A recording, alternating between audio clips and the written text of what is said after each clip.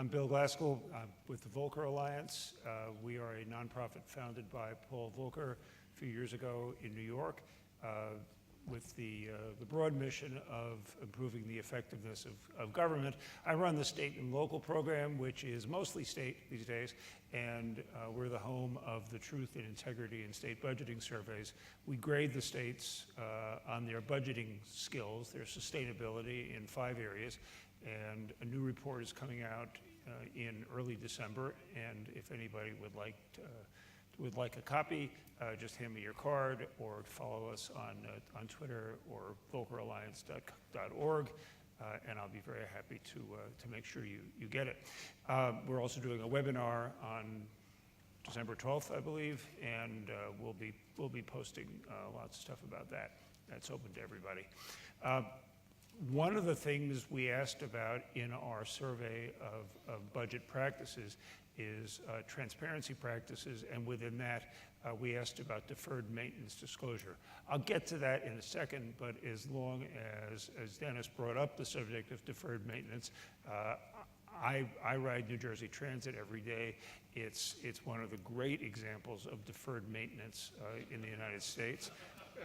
Along with the entire Metropolitan Transportation Authority, the whole tri-state rail network is rapidly falling apart, and with it perhaps goes the tri-state economy, which is no small concern, seeing as that Amazon has decided to put billions and billions of dollars into 2 new headquarters, which both are served by big and deeply troubled transportation systems. So we'll see how this all works out over time. But let's go back to deferred maintenance for a second. It's a very important question, and if we take California's disclosure in their budget of deferred maintenance as an example for the U.S. as a whole, California, it's about $70 billion. So that would be, if California is 10% of the U.S. economy, say it's $700 billion. Now that's a very back of the envelope number.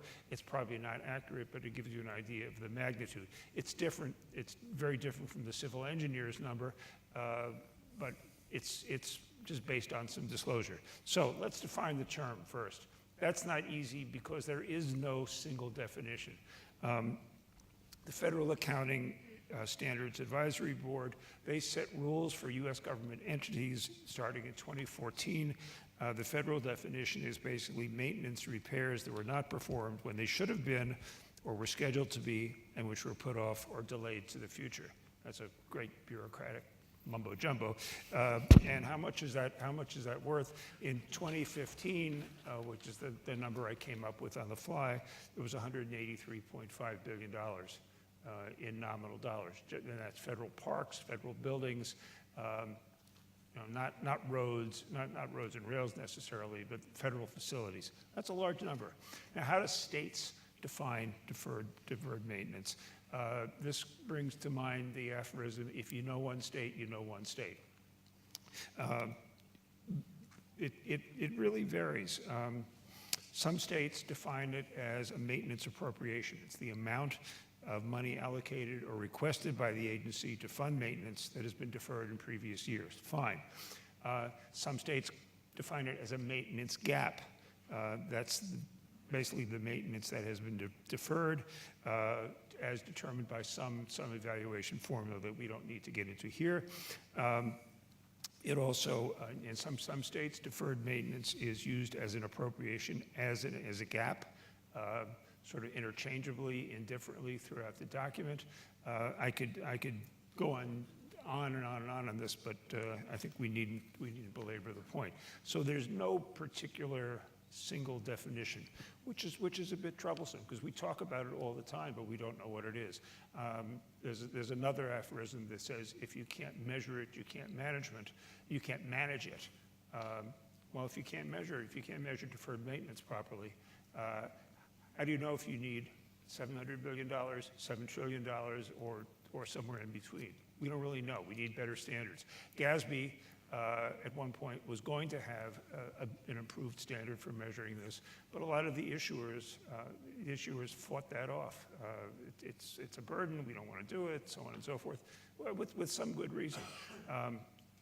roads can be restored to different states of repair. No single set of standards. So in the CAFRs, the annual reports that municipalities and states issue, we don't see a single number. Now, when we asked in our budget survey, we have 29 or 30 standard questions that we ask in all states. Georgia State University here is one of our research partners. We farm the research out to universities around the country.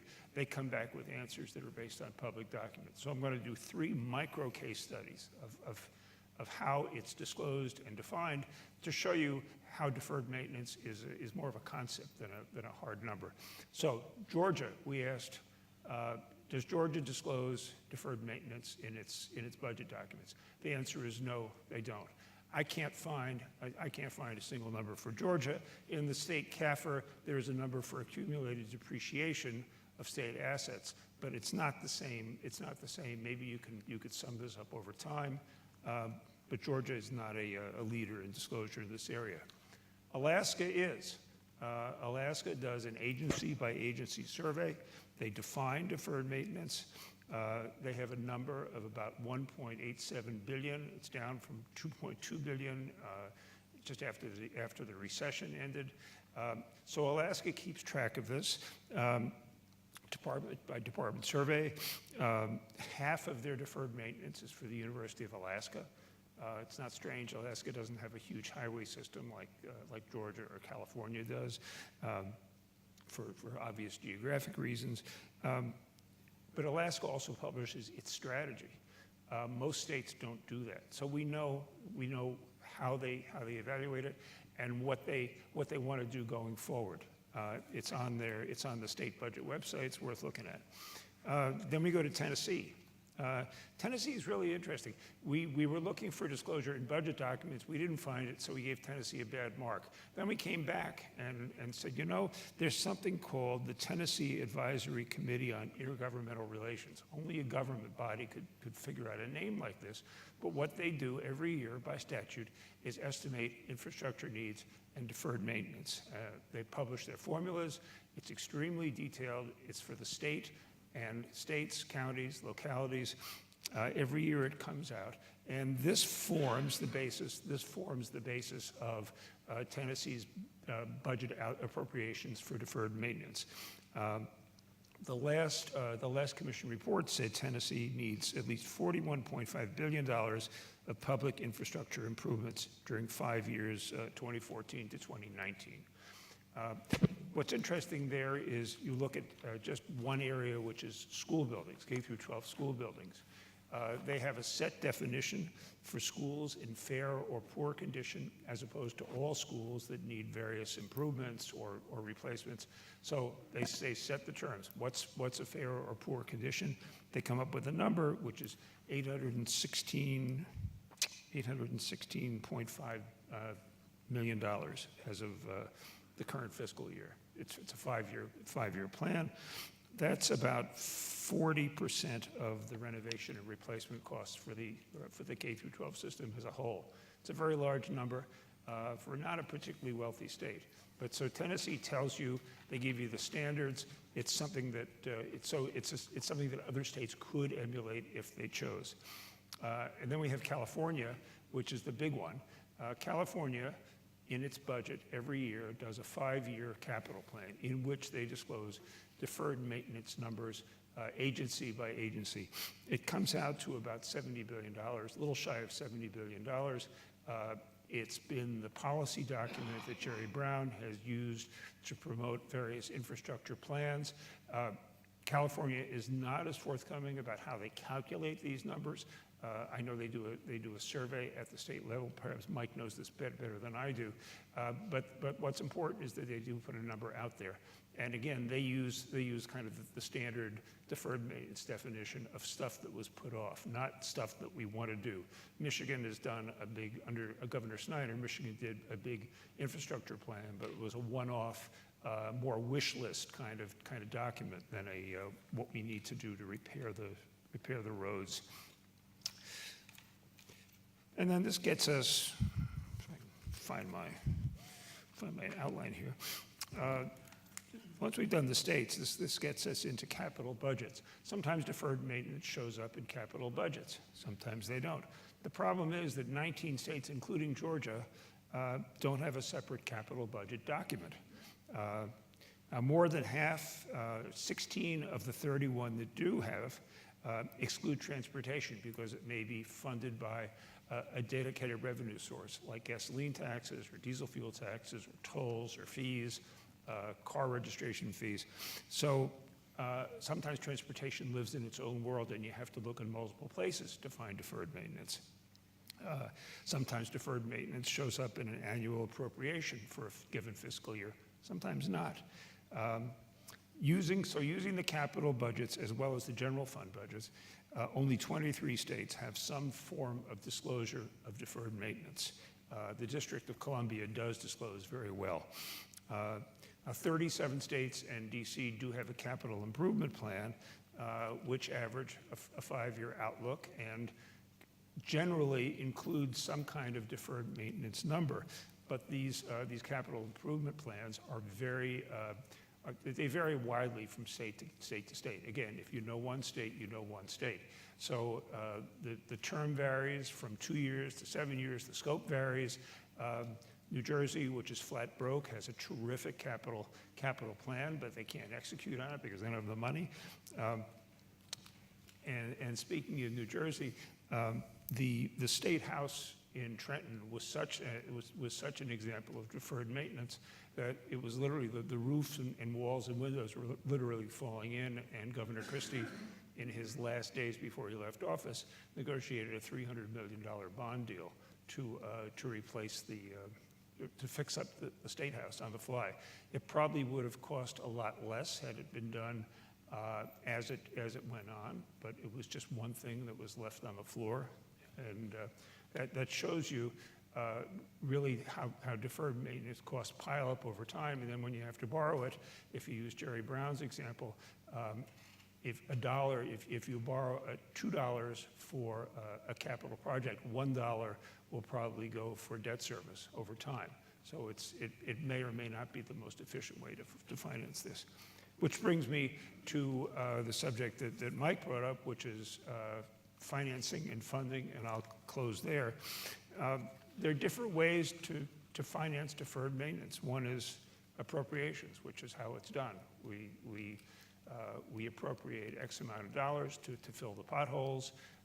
Maybe we don't fill the potholes, but that's the appropriations route. Sometimes this is swept into capital programs rather than just general fund appropriations, and then they're funded maybe by tax increases. We've had 27 states have increased motor fuel taxes since 2013. Missouri just rejected one on Election Day last week, but there's certainly been a trend. New Jersey raised its gasoline tax 23 or 28 cents a gallon, and just raised it another 4 cents in October. So this is at least at the state level, if not the federal level, an active area of funding. I mentioned debt. We have P3s as a way of sweeping deferred maintenance into new capital projects. I'm thinking of the toll road, the toll lanes in Virginia and Florida, which are really repair and extension of existing facilities, but funded with a toll. When Michael said there's no shortage of capital, I agree with that. There's a shortage of a willingness to pay for it. However, there's a shortage of there's not a shortage of financing. There's a shortage of funding. One other area is improving public asset management to make better use of hidden value. There's a big fat new audit of New Jersey Transit, which I encourage you to have a look at, because it really goes into deferred maintenance in great detail and makes the point toward the end that New Jersey Transit is the second biggest landowner in the state, but really has no strategy for capturing much value out of the land that it possesses. Before New Jersey Transit goes to the legislature hat in hand, it really needs to identify opportunities, not necessarily for privatization, but opportunities to generate new revenue for existing capital stock. And I think that's something that needs to be looked at nationally. So deferred maintenance is it's a tough subject because it's not uniformly defined, it's not uniformly estimated. So the dollar figures that get thrown out have to be taken with some skepticism because they're not very good models out there. Until we do better on these counts, the funding of deferred maintenance costs will continue to be opportunistic rather than strategic. And I would argue that that needs to be reversed. They need to be strategic rather than opportunistic. And thanks very much.